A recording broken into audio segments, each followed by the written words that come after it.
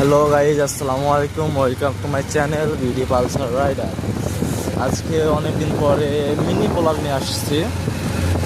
রাত বাজতেছে প্রায় 10টা। আমি আসছিলাম তারাচাঁদপুর। মানে শীতের রাত, প্রচণ্ড শীত। এই শীতের রাতে আমরা তারাচাঁদপুর এসেছি রাত 10টায়। আমরা না, আমি একা আসছি। হয়তো সামনে কিছু দেখতে পাবেন না, কারণ অনেক অন্ধকার চারিদিকে। মানে কোনো দোকান পাশার কোনো দোকান খোলা নাই।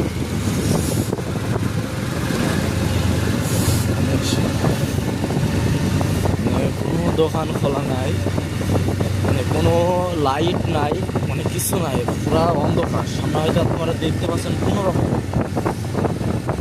কি বলবো আপনাদের, মানে এত শীত, এত ঠান্ডা লাগতেছে।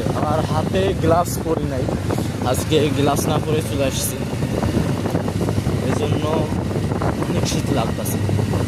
তো মানে এই অন্ধকারে একটা গ্রাম দিয়ে আসাটা কতটা রিস্ক। একটা গ্রাম হলে হয়, গ্রামে কোনো মানুষ আছে কিছু কিছু দোকানে, মানে কিছু কিছু জায়গায় যে একটা লোক, মানে এইসব জায়গায় লোক দেখলে একটা ভয় লাগে।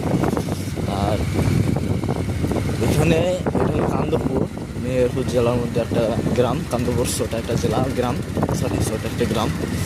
গ্রামের লাস্টে এসে এইখানে একটা দোকান, এখানে দুইটা দোকান খোলা।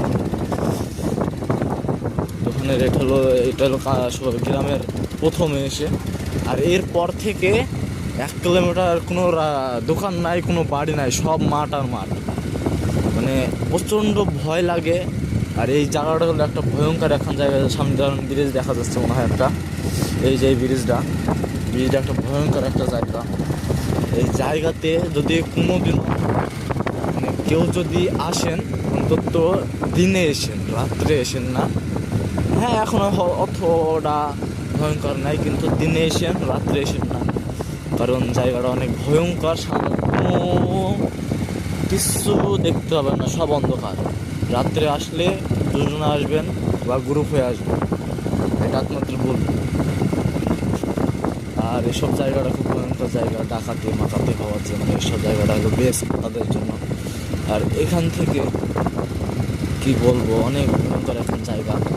অনেক দূর পরে এখানে একটা বাড়ি, আর কোনো বাড়ি নেই। এখানে একটা থাম্বা, ওখানে একটা থাম্বা, কোনো বাড়ি নাই, বাড়ি ঘর কোনো বাড়ি ঘর নাই। অনেক ভয়ঙ্কর একটা জায়গা। ওকে গাইজ, আল্লাহ হাফেজ। যদি ভালোভাবে বাড়ি বুঝতে পারি, অন্য একটা ব্লগে দেখা হবে। ভালো থাকেন। আর চ্যানেলটা